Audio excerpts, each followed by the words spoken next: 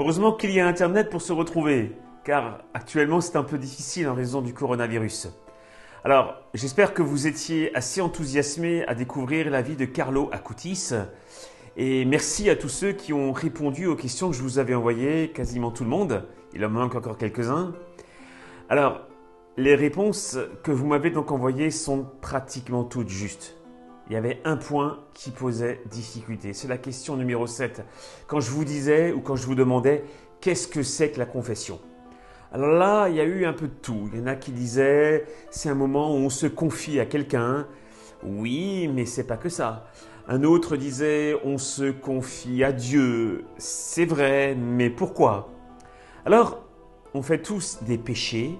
On sait que c'est sur la conscience, que c'est là dans le cœur. Et on cherche à savoir comment on peut avoir le pardon. Alors la confession, autant laisser la parole à des jeunes qui vont expliquer qu'est-ce que c'est. À tout de suite.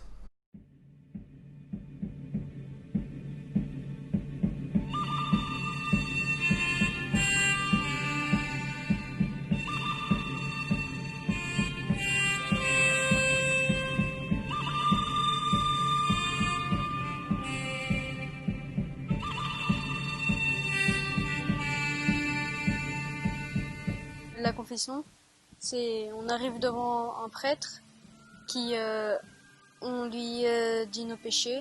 Avant de se confesser, on a fait plein de péchés, donc on est attaché à une grosse chaîne et au bout de cette chaîne il y a un boulet.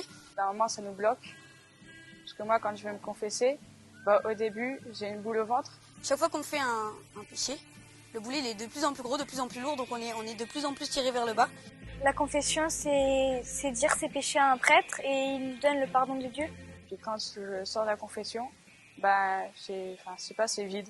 Je respire. C'est comme si on recevait la clé, elle nous libère de cette chaîne avec ce gros boulet. Parfois, je ne dis pas tous mes péchés parce qu'il y en a qui sont beaucoup plus graves que d'autres. Non, il faut tout dire.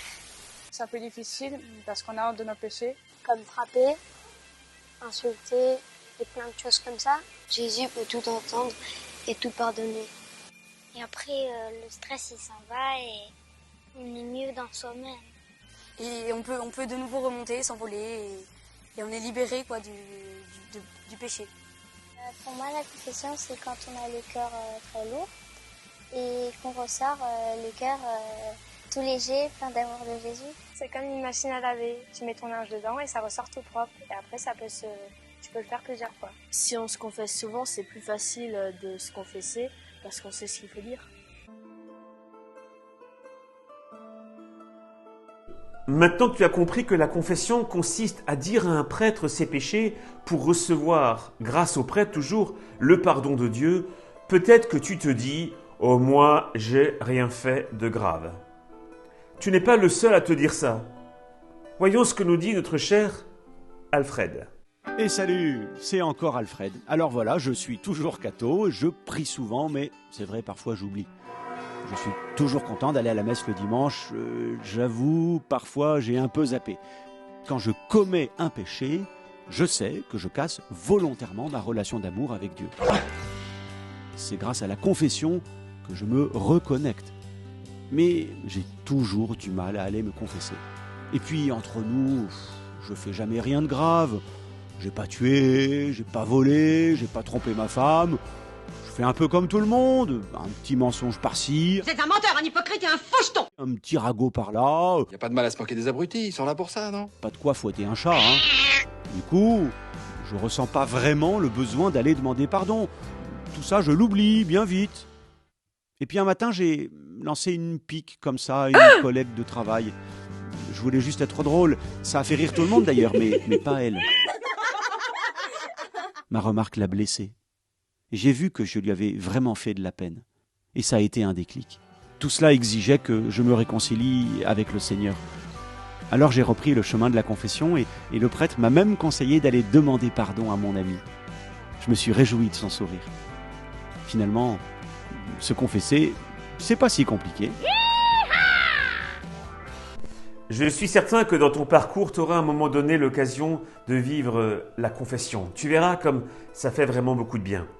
Mais il faut t'y préparer, t'y aider. Alors, ce qui fait que juste en dessous, tu peux trouver un examen de conscience. Voilà, un mot un peu difficile. Examen, ça veut dire quoi? C'est vérifier. À l'école, quand tu passes un examen, le brevet, le bac, tout ça, c'est vérifier ton niveau. Quand tu passes un examen médical, c'est qu'on vérifie en fait ton état de santé. Un examen de conscience, c'est quand on vérifie, quand toi-même tu vas vérifier dans quel état tu es dans ton cœur. Autrement dit, quels sont tes péchés. Donc tu vas trouver dans les pièces jointes différentes questions que tu vas pouvoir te poser. En fait, ce sont des situations qui peuvent arriver dans la vie et qui ont peut-être blessé ta relation avec Dieu et avec les autres. Ah ben, il est bon de faire le point, car un jour, tu pourras vraiment recevoir le pardon de Dieu. Ce sera merveilleux, ce sera un grand moment. Bref, ce jour-là, je me suis réveillé avec un putain de mal de tête. Mon téléphone a sonné. Allô? C'était mon meilleur pote. Salut? Il m'a demandé. T'as remis d'hier soir? De quoi? Je me souvenais plus de rien. J'ai demandé ce qui s'était passé. Il a dit que j'avais été énorme. T'as été énorme, mec. Oh, tu peux être fait déguisé?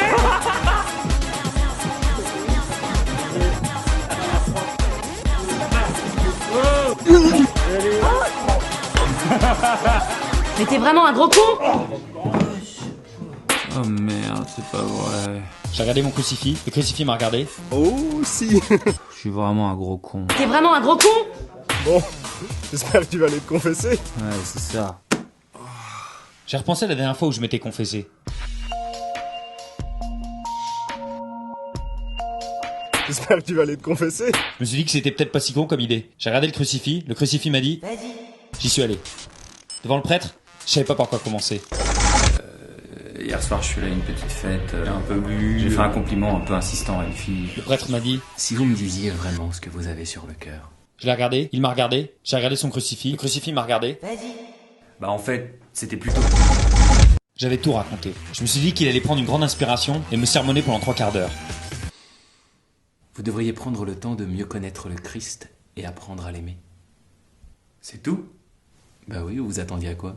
Le châtiment de Dieu s'abattra sur toi et sur ta famille jusqu'à la 7e génération. On a continué à échanger, et il m'a dit tout un tas de trucs super pertinents. Il m'a imposé les mains. Et moi, au nom du Père, du Fils et du Saint-Esprit, je vous pardonne vos péchés. Bref, Amen. J'étais pardonné.